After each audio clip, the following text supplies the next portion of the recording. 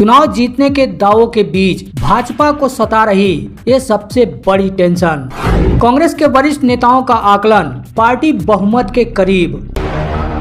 नमस्कार दोस्तों, 110 घंटे बाद राजस्थान विधानसभा चुनाव के नतीजे आने शुरू हो जाएंगे, लेकिन काउंटिंग से पहले ही चुनाव लड़ने वाले नेताओं की जीत हार की अटकलें अभी से परवान चढ़ने लगी हैं। भाजपा और कांग्रेस के नेता ही नहीं, पूरे देश के लोग राजस्थान के रिजल्ट का इंतजार कर रहे हैं। लेकिन इससे पहले एग्जिट पोल से तस्वीर साफ होगी। चुनाव परिणाम से पहले ही एग्जिट पोल इशारा कर देंगे कि राजस्थान में किसकी सरकार बनने जा रही है। लेकिन इससे ज्यादा चर्चा बीजेपी के उन 7 सांसदों की हो रही है जिन्हें बीजेपी ने अशोक गहलोत सरकार के खिलाफ चुनावी मैदान में उतारा था। नतीजों से पहले आए इन आंकड़ों से समझेंगे कि राजस्थान की जनता ने इनकी किस्मत का फैसला क्या किया है। अब तक के आंकड़े जो हमारे सामने निकल कर आए हैं, जनता इस बार राजस्थान में किसकी सरकार बनवाने जा रही है। क्या इस बार भाजपा की सरकार बनवा रही है या फिर क्या कांग्रेस रिपीट कर रही है। राजस्थान में इस बार जिस तरह से बम्पर वोटिंग हुई है, कई रिकॉर्ड टूट चुके हैं। महिलाओं ने पुरुषों से ज्यादा बढ़ चढ़कर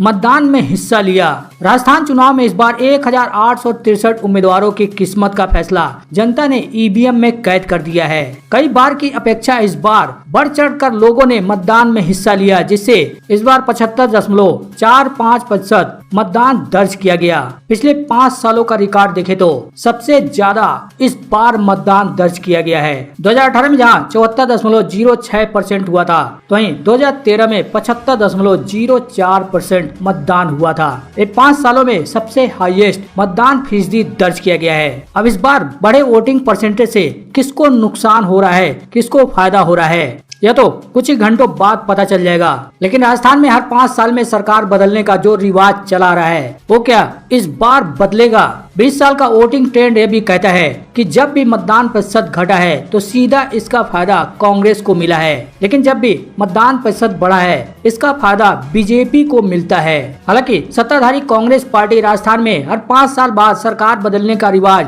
बदलने की आस में जहां बैठी है, तो वहीं भारतीय जनता पार्टी का विश्वास है कि जनता ने इस बार उनका साथ दिया है और राजस्थान में राज बदलने वाला है। लेकिन कांग्रेस पार्टी के वरिष्ठ नेताओं के आकलन के मुताबिक कांग्रेस बहुमत के करीब पहुंच रही है। सूत्रों के मुताबिक पार्टी के वरिष्ठ नेताओं का आकलन है कि प्रदेश में कांग्रेस के महिलाओं को लेकर आई योजनाओं और ओपीएस की वजह से करीब 15 लाख पार्टी को अधिक वोट मिले हैं। इससे कम हार वाली सीटों पर भी पार्टी की स्थिति में सुधार आया है। इनका मानना है कि कांग्रेस लगभग बहुमत के करीब पहुंच रही है। हालांकि दोनों ही पार्टियां सरकार बनाने का दावा कर रही हैं, लेकिन भारतीय जनता पार्टी ने गहलोत सरकार के खिलाफ जो 7 सांसदों को मैदान में उतारा था, जनता ने जो उनकी किस्मत का फैसला ईवीएम में कैद कर दिया है, वो सांसद राजस्थान चुनाव में हार रहे हैं या फिर जीत रहे हैं। नतीजों से पहले आए ये आंकड़े किस तरफ इशारा कर रहे हैं। बता दें, भारतीय जनता पार्टी ने जिन 7 सांसदों को मैदान में उतारा है, इनमें से 3 सांसदों के क्षेत्रों में वोटिंग का आंकड़ा निराशाजनक रहा है। अब चुनाव परिणाम से पहले सांसदों के राजनीतिक जीवन को लेकर भी अटकलें लगाई जा रही हैं। सबसे पहले राजस्थान के सबसे बड़े विधानसभा क्षेत्र झोटवाड़ा की बात करें तो बता दें, झोटवाड़ा से भारतीय जनता पार्टी ने अपने सांसद राजवर्धन राठौर को चुनावी मैदान में उतारा है। वहीं कांग्रेस ने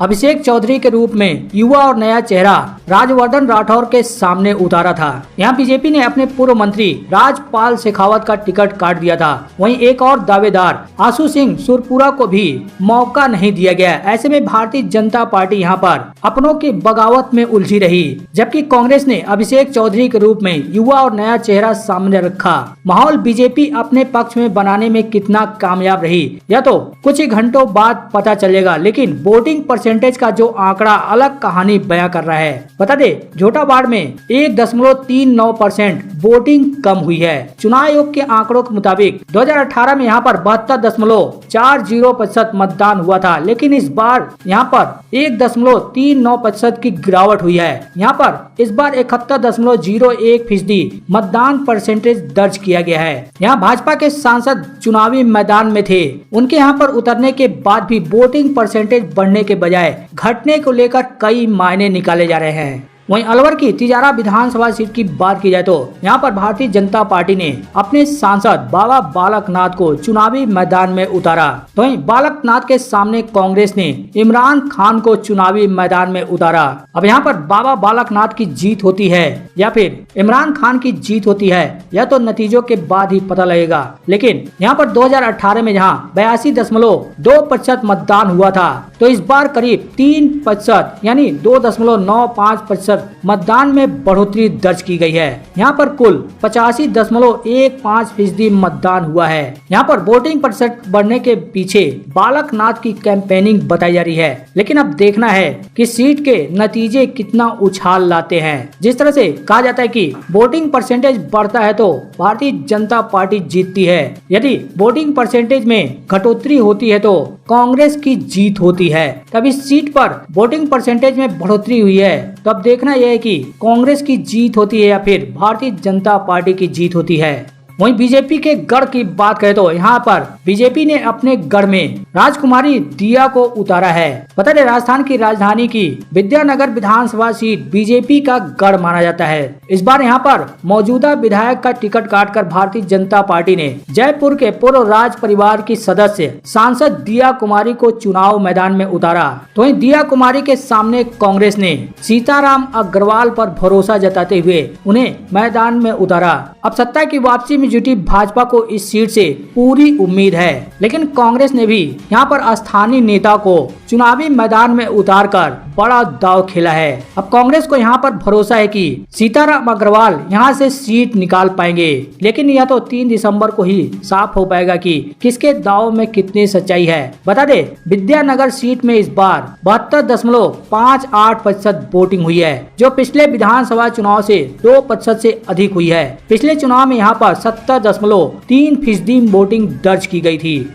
वहीं जालौर की सांचौर विधानसभा सीट पर की बात करें तो यहाँ पर बीजेपी ने अपने सांसद को चुनावी मैदान में उतारा है। यहाँ से भारतीय जनता पार्टी ने जहाँ देवजी पटेल को चुनावी मैदान में उतारा है, तो वहीं कांग्रेस ने देवजी पटेल के सामने सुखराम बिश्नोई को चुनावी मैदान में उतारा है। देवजी पटेल के सामने कांग्रेस प्रत्याशी सुखराम बिश्नोई के रूप में कड़ी चुनौती रही। जालौर में कुल 69.77% मतदान दर्ज हुआ। यहाँ सांचौर में सबसे ज्यादा 80.91% मतदान दर्ज किया गया। हालांकि सांचौर का मतदान प्रतिशत 2018 के चुनाव मतदान से कम रहा। 2018 में 81.84% मतदान हुआ था। अब कम मतदान ने सांसद की भी चिंता बढ़ा दी है। झोटावार में जहां राजवर्धन, मंडावा में नरेंद्र कुमार और सांचौर में देवजी पटेल के चुनावी दंगल में कम वोटिंग भी पार्टी के लिए परेशानी का सबब बनी हुई है। वहीं बात करें अजमेर की किशनगढ़ सीट की, तो यहाँ पर भारतीय जनता पार्टी ने जहां अपने सांसद भागीरथ चौधरी को मैदान में उतारा, तो वहीं कांग्रेस ने भागीरथ चौधरी के सामने पिछले चुनाव में बीजेपी के टिकट पर चुनाव लड़ने वाले विकास चौधरी को ही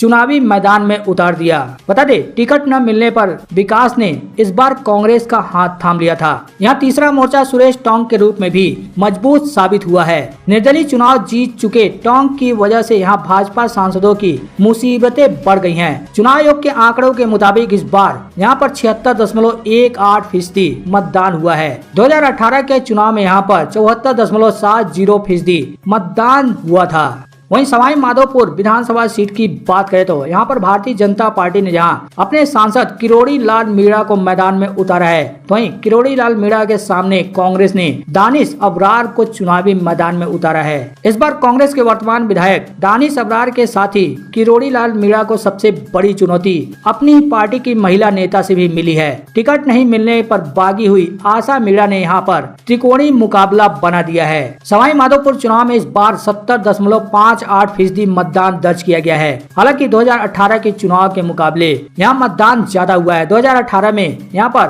69.3% वोट दर्ज किए गए थे। हालांकि वोटिंग परसेंट बढ़ने से सांसद की टीम खुश है और नतीजे अपने पक्ष में आने का दावा भी कर रही है। हालांकि भाजपा के दावों के बीच राजस्थान का फलौदी सट्टा बाजार भी राजस्थान चुनाव नतीजों से पहले भारतीय जनता पार्टी के जीत का दावा कर रहा है। फलौदी सट्टा बाजार की माने तो इस बार भारतीय जनता पार्टी को राजस्थान की 199 सीटों में से 120 से 125 सीट मिलने की उम्मीद जता रहा है, तो वहीं कांग्रेस को 199 में से 65 से 70 सीट मिलने की बात कह रहा है। भाव की बात करें तो सट्टा बाजार में बीजेपी का भाव 20 पैसा पैसा और कांग्रेस का भाव 4 से 5 रुपए चल रहा है। बता दे, जिस पार्टी की जीत को लेकर उम्मीद ज्यादा होती है उस पर भाव कम और हारने वाली पार्टी को लेकर भाव ज्यादा होता है। वहीं एक सटोरियों का यह भी कहना है कि बीजेपी या कांग्रेस नहीं बल्कि टूट फूट की सरकार बनेगी। सट्टा बाजार के मुताबिक अशोक गहलोत के गढ़ यानी मारवाड़ में भी कांग्रेस को झटका लगने का दावा किया जा रहा है। मारवाड़ की 33